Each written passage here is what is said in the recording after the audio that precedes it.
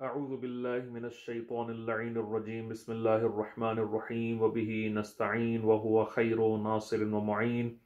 وصلى الله على محمد وآله الطيبين الطاهرين नाज़रीन मोहतरम अस्सलामु अलैकुम वरहमतुल्लाहि वबरकातुह। आप हज़रात की खिदमत में आज एक बार फिर एक कुरानी सूरह के तारुफ को लेकर हाजिर हुआ हूँ। आज इंशाअल्लाह जो गुफ्तगू होगी वो सूरह बुरूज का एक मुख्तसर सा तारुफ है, उसके ऊपर होगी। कुरान मजीद में खुदावंद आलम ने इंसानों की हिदायत का भरपूर इंतज़ाम किया है, ये हम सबको मालूम है। तो इसी वजह से खुदावंद आलम जो है पुरानी जो कौमें गुज़र चुकी हैं उनका तज़किरा कुरान में बार बार जो है वो आया है, ताकि इसके ज़रिए से जो नई आने वाली इंसानी नस्लें हैं वो उनसे हिदायत हासिल कर सकें, उनसे सबक ले सकें, उनसे इबरत हासिल कर सकें और ये देख सकें कि उससे पहले जो लोग थे वो किस तरह से ज़िंदगी को अपनी इस दुनिया में गुजार के चले गए हैं, उनके आसार अभी तक के मौजूद हैं और वो चीज़ें हमारे लिए काबिल गौर हैं कि हम इस दुनिया में जो आए हैं वो कोई ऐसी चीज़ नहीं है कि हमसे पहले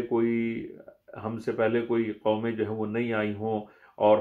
हमसे पहले जो है वो इंसान नहीं आए हों। हमसे पहले जो इंसान आए हैं कुरान के मुताबिक कुछ ऐसे लोग थे कि जो हमसे ज़्यादा ताकतवर लोग थे, हमसे ज़्यादा लंबी उनकी उम्रें थी, हमसे ज़्यादा बेहतरीन तरीके से उन्होंने ज़िंदगी में जो है आसाइशें देखी हैं और आराम देखे हैं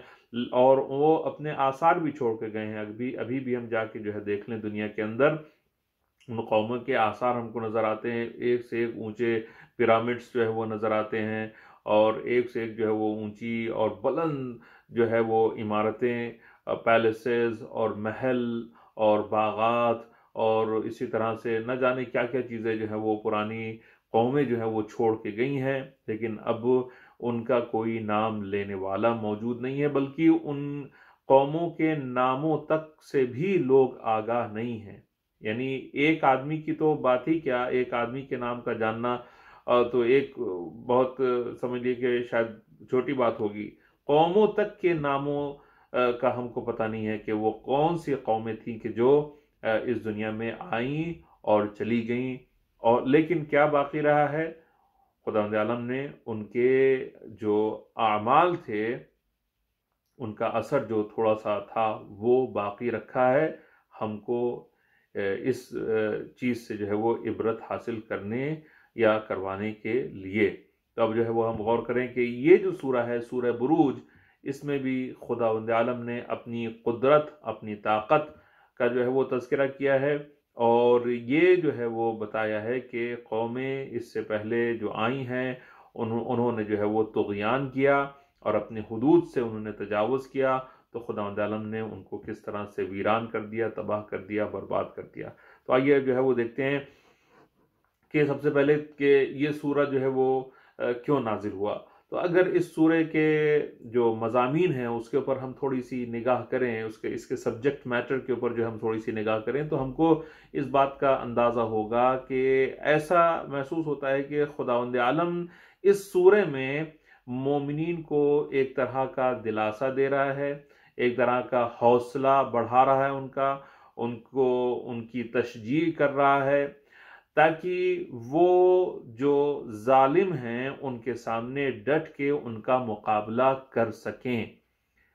क्योंकि ऐसा होता है कि जब जुल्म होता है तो बहुत से ऐसे मोमिनीन होते हैं वो अपने ईमान में ही उनके कमज़ोरी की बुनियाद के ऊपर जो है वो शक करने लगते हैं कि वाक़ई खुदा ने उनको छोड़ दिया है, क्या ये खुदा जो है खुदा की मदद जो है वो कहाँ गई, कहीं से कोई उनकी सुनवाई नहीं कर रहा है, कुछ नहीं हो रहा है। तो इसका मतलब क्या है, यानी दीन जो है माज़अल्लाह क्या सच नहीं है, क्या ईमान जो है वो सही नहीं है। तो खुदावंद आलम जो है वो उनको ये बता रहा है कि नहीं,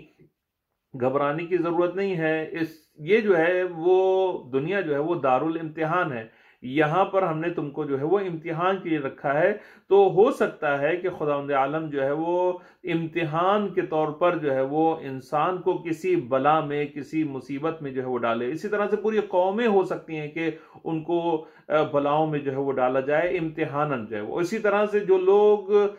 ظالم ہیں وہ بھی ایک طرح کے امتحان سے ہی گزر رہے ہیں، خداوند عالم نے ان کو طاقت دے کے ان کا امتحان لیا ہے، اور وہ لوگ کہ جو مظلوم ہیں ان سے خداوند عالم نے طاقت کو کم کر کے ان کا امتحان لیا ہے، اور دونوں ہی ایک طرح سے امتحان سے گزر رہے ہیں۔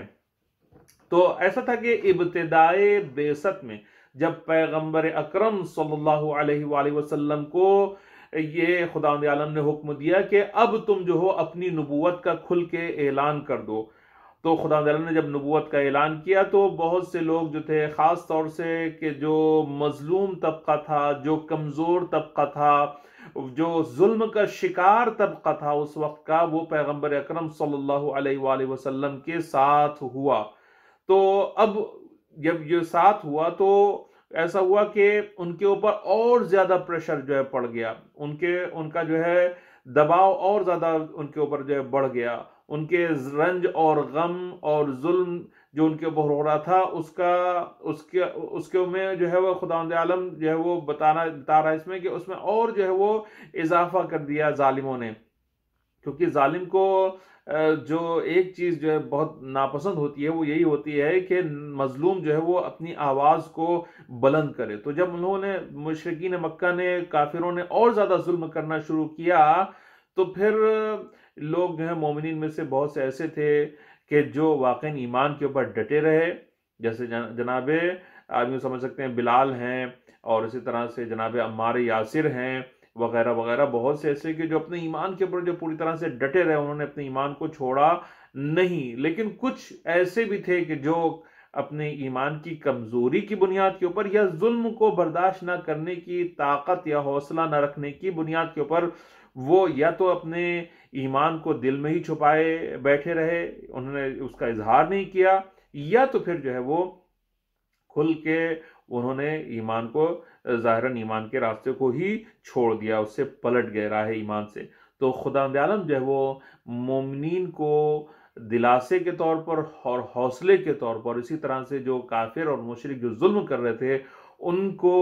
وارن کرنے کے لیے، ان کو ڈرانے کے لیے خداوند عالم اس سورے کو جو ہے وہ بھیجتا ہے، اور اسی طرح کے اور بھی دوسرے سورے جو ہے خداوند عالم نے بھیجے ہیں کہ جس میں خداوند عالم نے اپنی عظمت کو جو ہے وہ بتایا ہے، اپنی طاقت کو جو ہے وہ بتایا ہے۔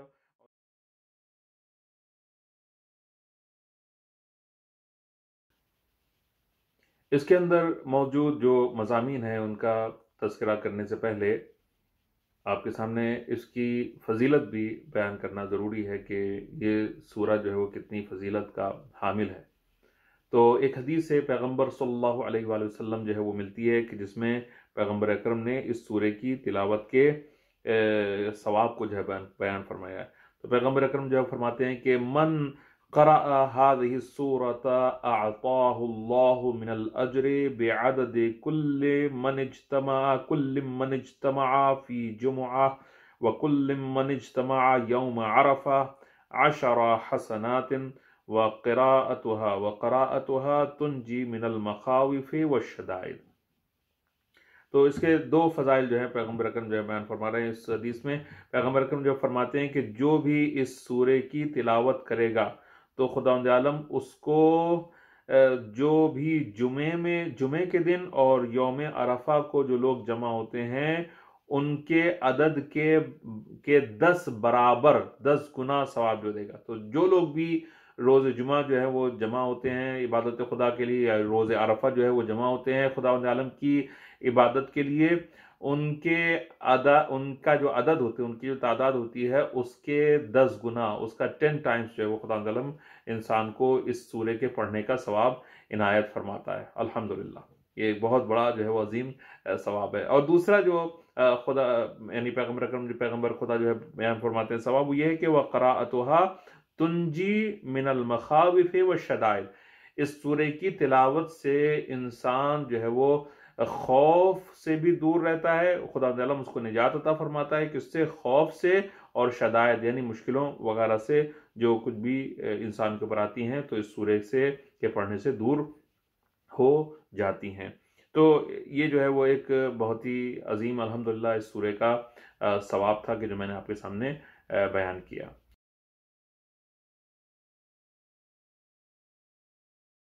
اب جو ہے وہ ہم چلتے ہیں اس سورے کے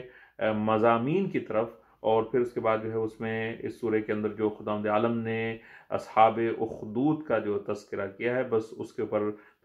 تھوڑی سی بحث جو ہے کروں گا اور بات کو مکمل کروں گا۔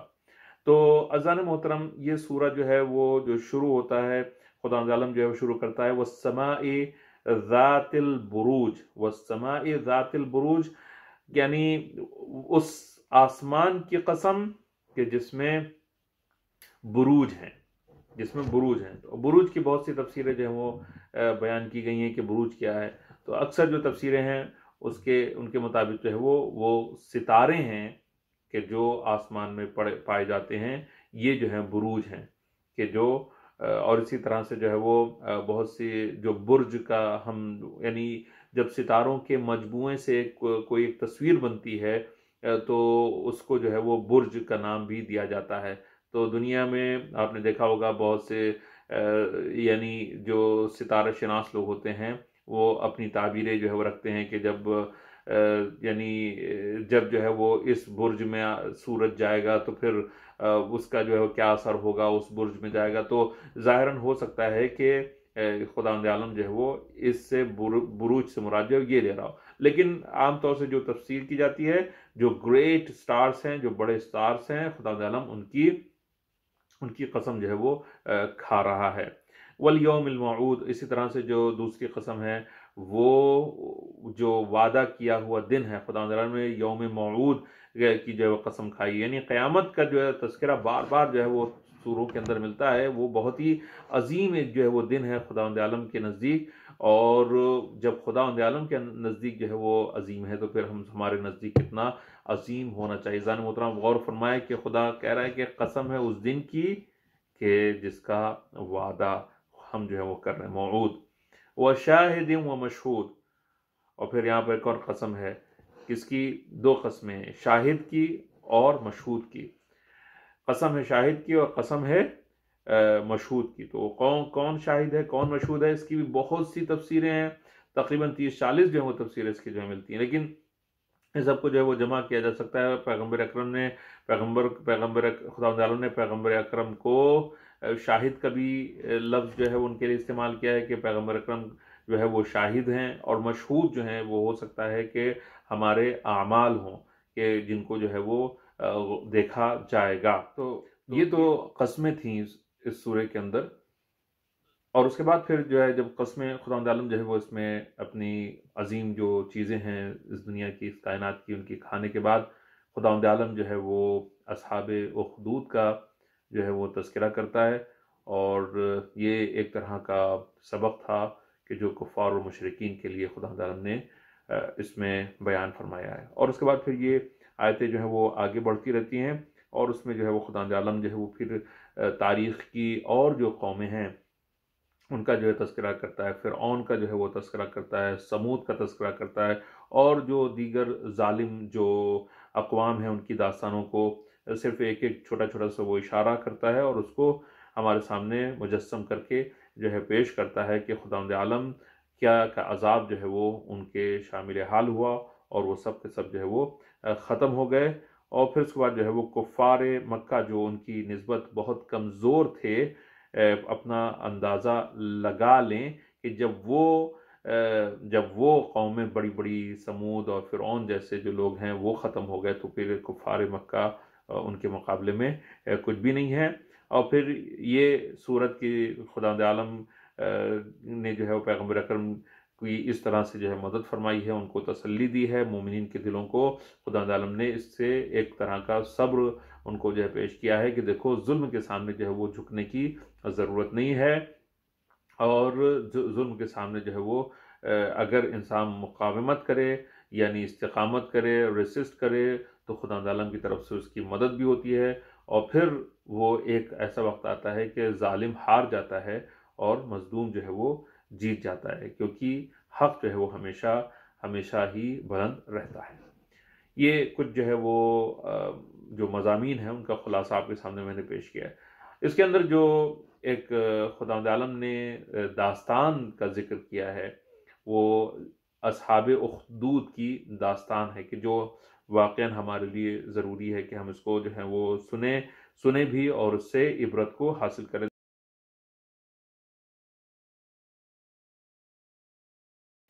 یہ اصحاب اخدود جو ہیں وہ کون ہیں؟ سب سے پہلے تو معلوم ہونا چاہیے کہ اخدود کا مطلب ہوتا ہے گڑھا، گڈھا یا خندق وغیرہ۔ تو اصحاب اخدود یعنی خندق والے اصحاب۔ تو ان کا نام اصحاب اخدود جو ہے وہ کیوں کر پڑا؟ اس کی وجہ جو ہے وہ کیا تھی کہ ان کو اخدود والے اصحاب کہا گیا قرآن میں؟ اس میں اخدود جو ہے گڑھے کو جو میں نے آپ کے سامنے عرض کیا تو ایسا تھا کہ جو یمن کا ایک بادشاہ ہے کہ جس کا نام تھا ذو نواس، وہ یہودی مذہب اور یہودی دین جو ہے وہ قبول کرتا ہے۔ جب وہ یہودی بن جاتا ہے تو اس کا پورا قبیلہ بھی اس کے ساتھ ساتھ جو ہے وہ یہودی ہو جاتا ہے، اور یہ سلسلہ پھر بہت دنوں تک کے جاری رہتا ہے، چلتا رہتا ہے۔ لیکن پھر یہ اس کو پتہ چلتا ہے کہ اسی کی حکومت میں نجران کی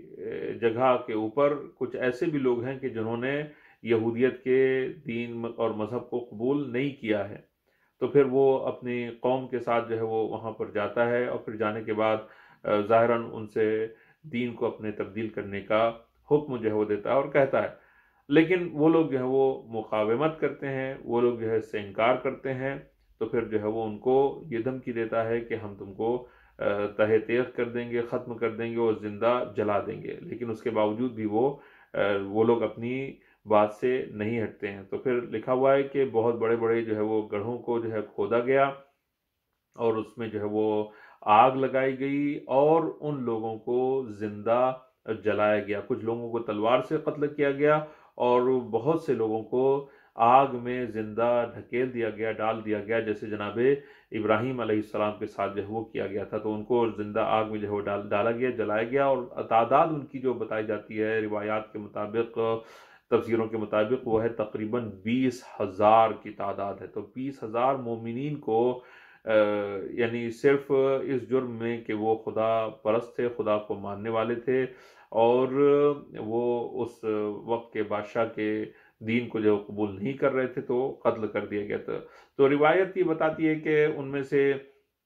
یعنی یہ جو مومنین جو قتل کیے گئے تھے، شہید کیے گئے تھے، ان میں سے ایک جو ہے وہ بچ کے بھاگ کے روم چلا جاتا ہے، اور جب وہ روم جاتا ہے، روم جو ہے پہنچتا ہے، اور وہاں پر جو جا کے اپنی داستان کو بتاتا ہے کہ ہمارے اوپر کیا ظلم ہوا، کس طرح سے ہم کو جو قتل کیا گیا ہمارے قوم کو، تو آپ ہماری مدد کیجئے۔ تو وہ روم والے جو ہیں وہ کہتے ہیں کہ ہم بہت دور ہیں تمہاری جگہ سے، لیکن ہاں ہم نجاشی وہ تمہاری یمن سے جو ہے وہ قریب ہے، تو تم جو ہو وہ میں ایک لیٹر خط لکھتا ہوں، تم جاؤ وہاں پہ جا کے اس کو یہ دینا۔ تو وہ جو لیٹر کو جو ہے وہ لے کے جاتا ہے خط کو، اور اس کے بعد جو نجاشی کو جب وہ پتہ چلتا ہے تو بہت ہی زیادہ وہ اس سے متاثر ہوتا ہے، بہت پریشان ہوتا ہے، اور اس کو پھر جو ہے وہ کہتا ہے کہ ٹھیک ہے میں اس کے لیے کچھ کرتا ہوں۔ تو ایک بہت بڑی فوج کو لے کے نجاشی جو ہے وہ آتا ہے نجران کی طرف، اور آنے کے بعد جو ہے بہت ہی گھمسان کی جو ہے وہ جنگ ہوتی ہے، بہت ہی لڑائی ہوتی ہے سخت، اور اس کے بعد پھر یہ جو ذو نواس ہے یہ جو ہے وہ شکست کھاتا ہے، اور پھر نجاشی جو ہے وہ کامیاب ہو جاتا ہے، اور وہاں پر سے مومنین کے اوپر جو ظلم ہوا تھا اس کا ایک طرح سے بدلہ لے لیتا ہے۔ تو یہ جو ہے وہ داستان ہے کہ جو قرآن نے بیان کی ہے، اور اس کے پیچھے وہی جو بھی آپ کے سامنے میں عرض کرتا چلا آ رہا ہوں، وہ یہی ہے کہ مشرکین مکہ کو یہ اس بات کا احساس دلایا جائے کہ دیکھو تم اگر مومنین کے اوپر یہ ظلم و ستم جو ہے وہ ڈھا رہے ہو، تو پھر یہ یاد رکھو کہ خداوند عالم جب کبھی کسی قوم کو ختم کرنا چاہتا ہے تو اس کے لیے بہت آسان ہوتا ہے۔ اور الحمدللہ پھر جو ہے وہ آپ نے غور کیا، آپ نے دیکھا کہ کس طرح سے پیغمبر اکرم صلی اللہ علیہ وآلہ وسلم اور مسلمانوں کو کامیابیاں حاصل ہوئیں، اور کس طرح سے جزیرۃ العرب میں صرف اور صرف جو ہے وہ 10 سال کے عرصے کے اندر اور وقفے کے اندر جو ہے وہ